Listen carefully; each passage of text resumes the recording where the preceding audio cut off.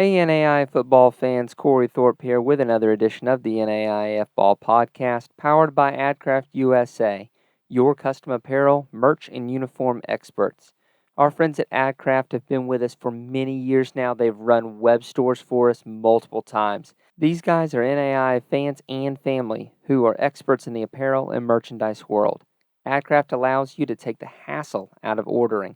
Let their knowledgeable design and customer service staff handle everything from hosting the store online, shipping the product, and helping your customers so you can get back to the game. Find them online at adcraftusa.com.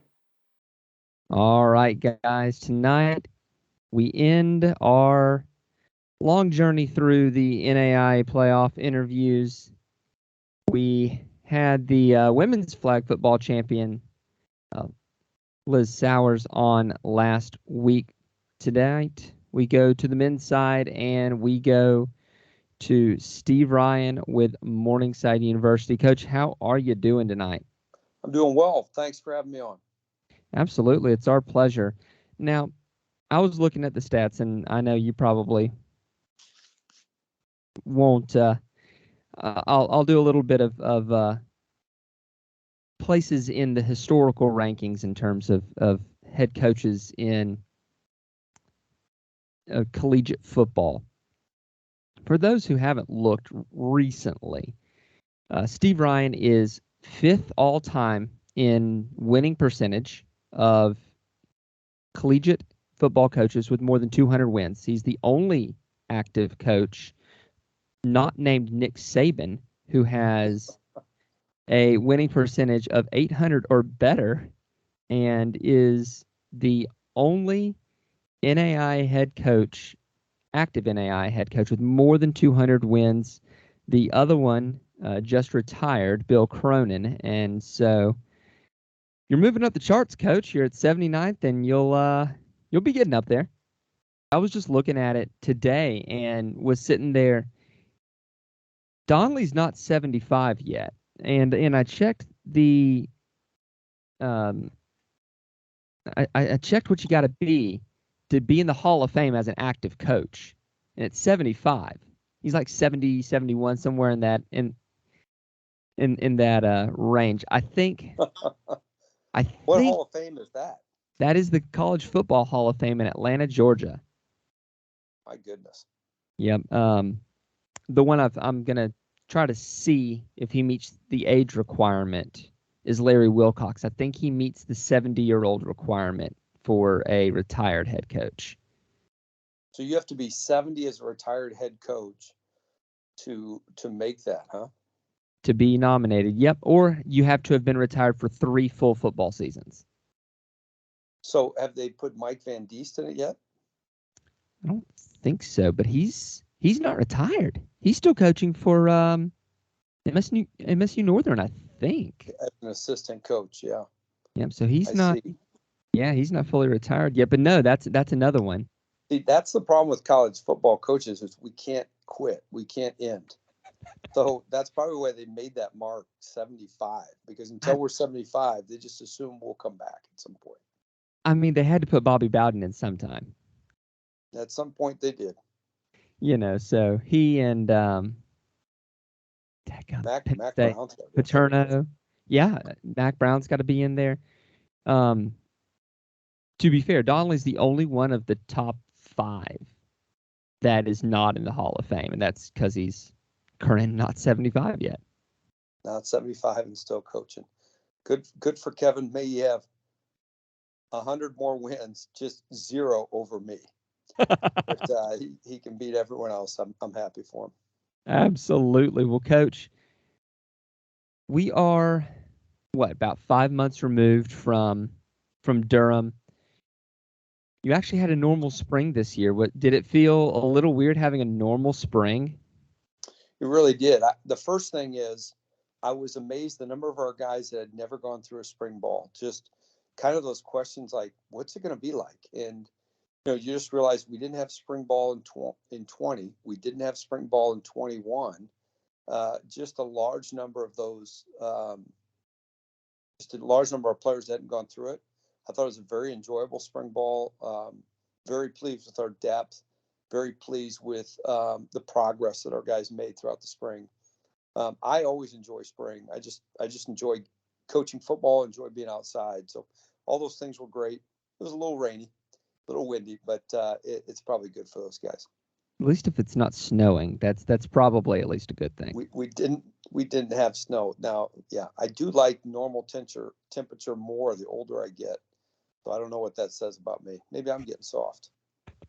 Who knows? Well, last year, Coach, it was a heck of an offensive performance. I'm just reviewing some of these numbers where y'all had won. Now your defense was good too. I mean, you're winning these games like 62-7 here, like against Hastings.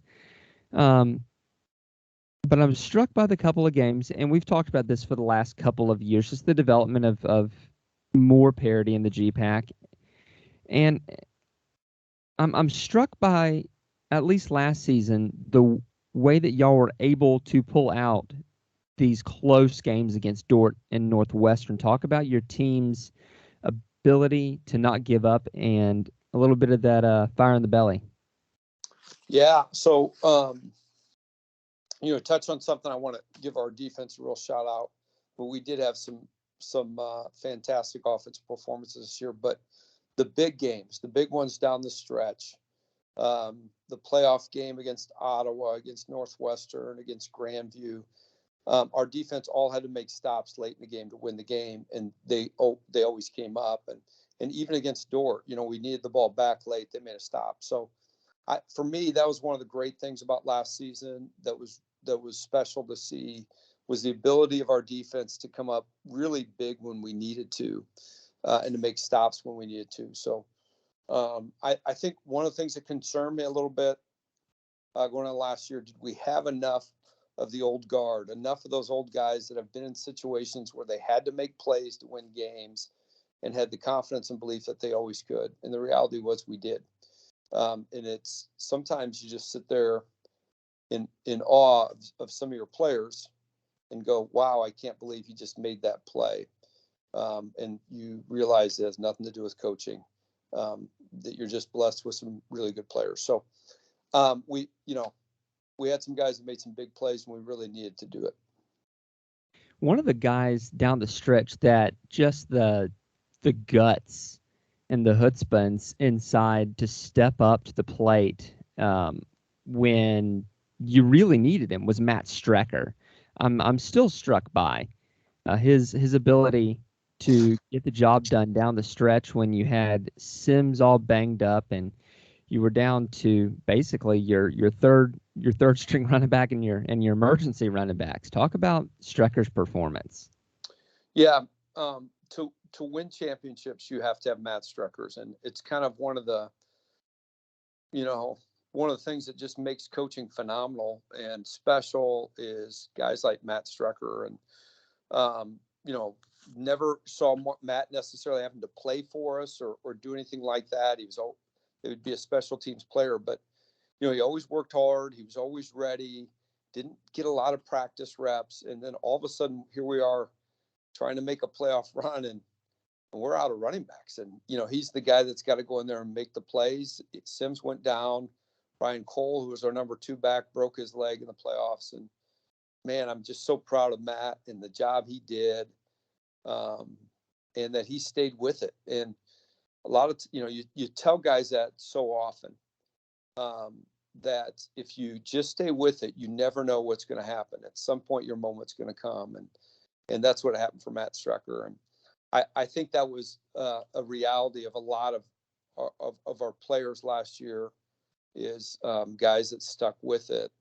And they were backups in 18 and 19. We won championships, and they ended up winning one themselves. Now Strecker is an exception to that. He just stayed with it, was a great teammate, and was ready when his number was called. And I truly appreciate that about him. Now in that semifinal game, I know I pulled the quote when I talked to Coach McCarty. I'll pull it back up again. Echo your words here. Quote, "I am truly excited to know that he," referencing Tyson Koima, "is officially over. One of the greatest players I've ever seen in the NAIA."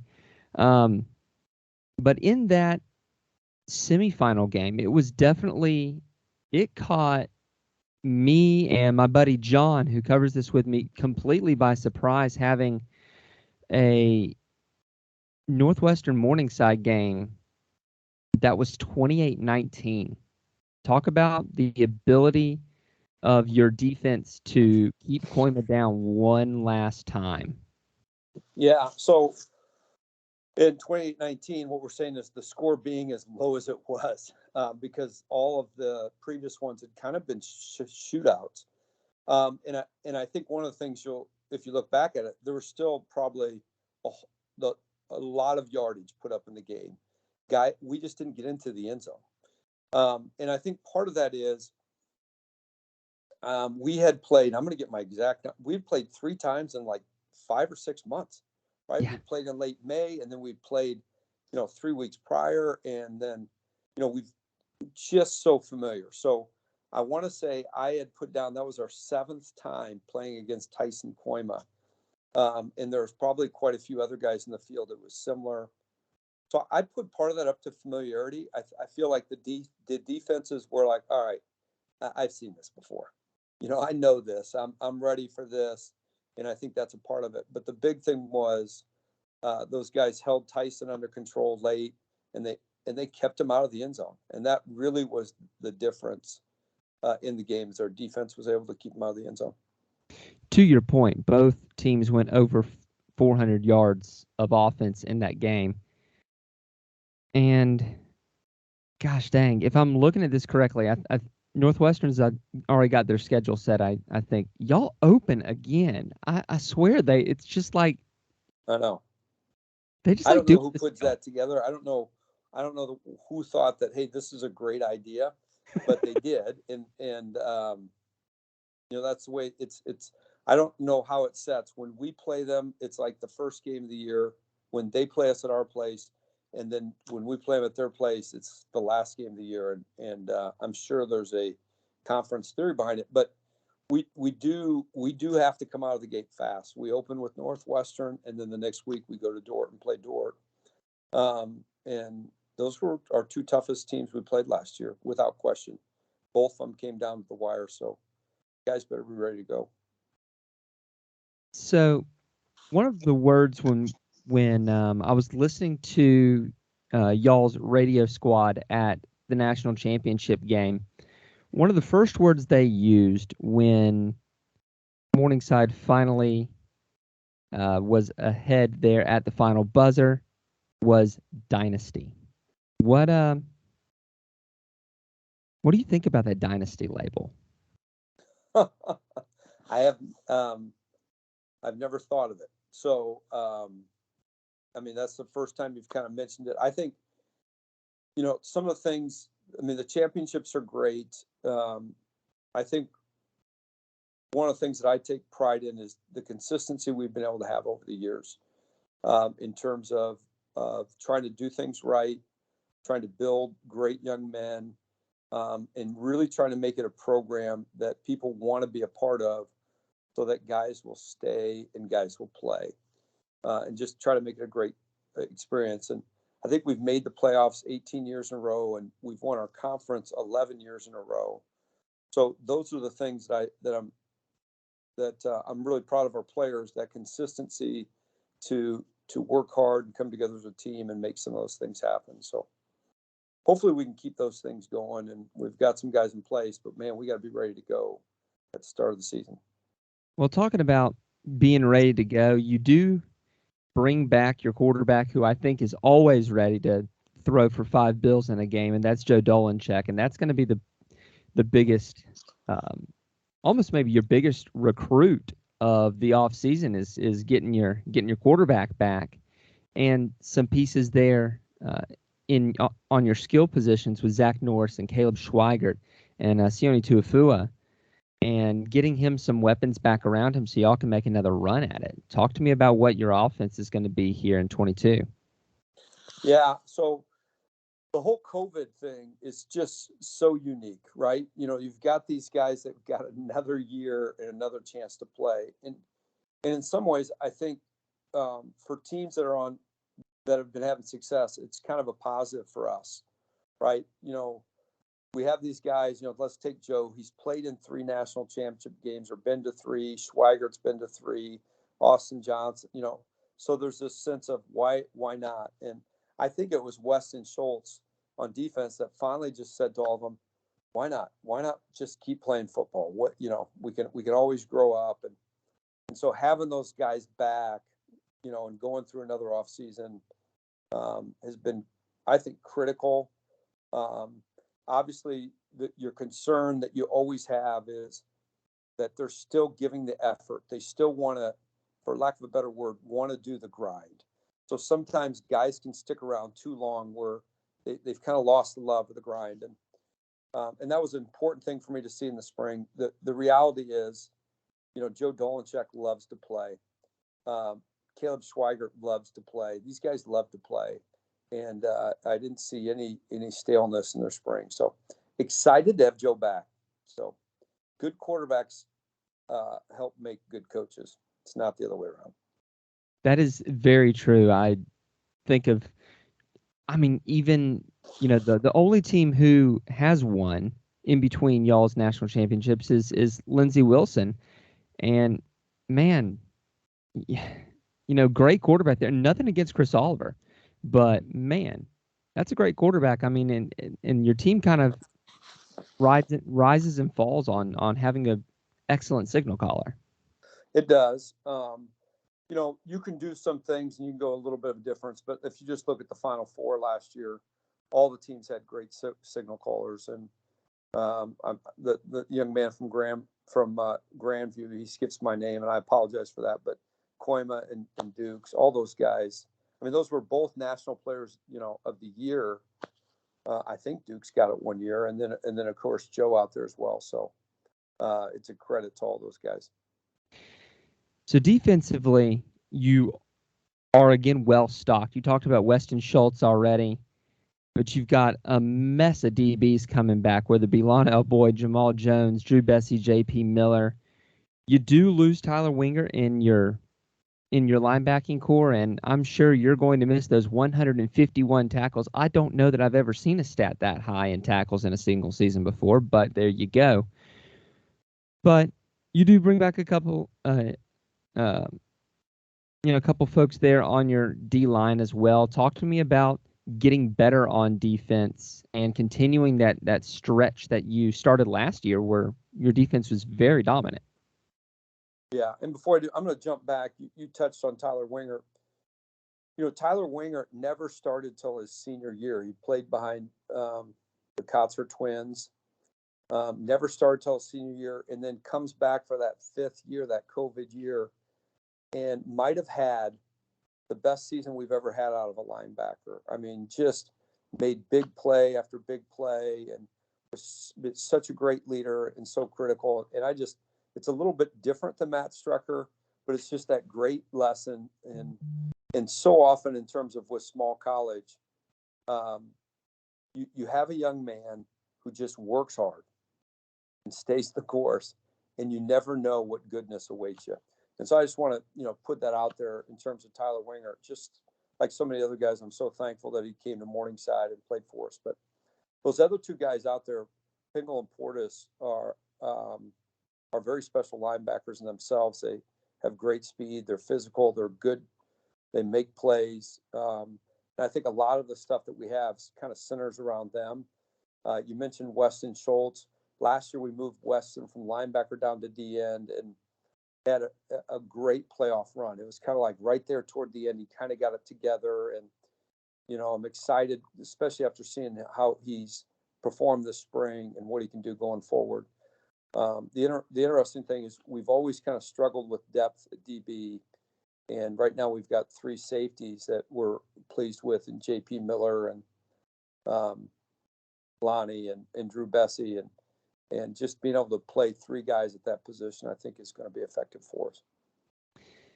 One thing that I've sort of asked a variation of this question before to you, but it doesn't make it any easier to do, and that is finding ways to keep the year fresh, having that renewed focus after a championship game, and even more certainly after 3 and 4 years. How do you keep that fresh in your team's mind that this is a new hill to climb? Right. And that's a good question. And I agree. You hear it and then you're there and you fully understand it. It's hard to climb the hill. It's harder to stay on top. And, so every time guys move out, somebody has to kind of move into that position of playing that didn't do it. And they have to have the same hunger, the same effort as the guy did that got you there. And you've got to keep a whole team of those guys forward. So I think you constantly have to sell the vision. You constantly have to sell the dream. And guys have got to be hungry. They never want to be the guy that gives it up. But for, I think, every coach at this point in time, the summer is where your season's made. Everyone does an off season in the spring. Everybody has a strength coach. Everybody's doing spring running and those things. Now the summer, especially in lower levels, how committed are you going to be? Are you going to be willing to not just get into the weight room, but actually complete the workout, do all the little things, and move forward? And so far, I'm very pleased with how our summer started. We started this week, but it's always a challenge, and hopefully the guys are getting it going right now. I probably don't have the answer because I'm not sure what it is. We'll see. I mean, it's always, you can always put out your messaging out there, but it's going to be August and September before you figure out, did it actually hit? You're hoping it hit, and you're always hoping, like I mentioned Tyler Winger, and I think one of the things we've always been blessed with here is, that guy that kind of steps up.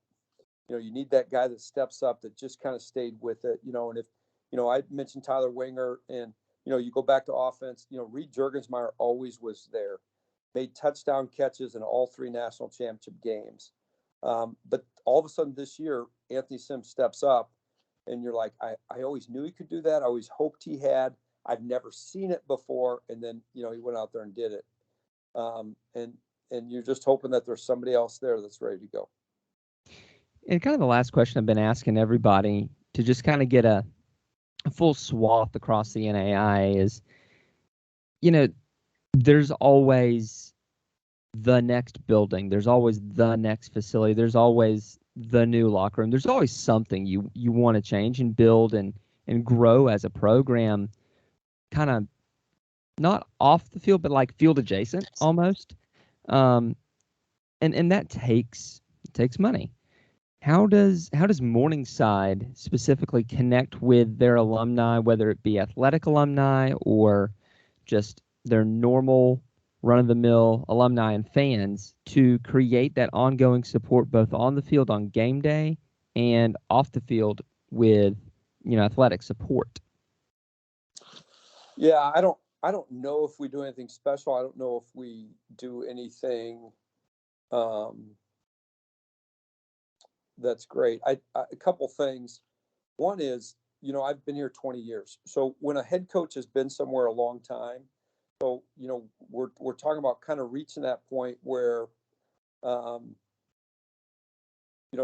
guys that graduated 15 years ago, let's say, they're nearing 40, and they're at that point where they're making money. They want to give back. They can reflect back on the program, and it isn't if I have to go out there and find them. I know who they are, and so I think that's a big part of things, is just the consistency on staff in terms of some of the assistant coaches and some of the players. I think that's a big part of it.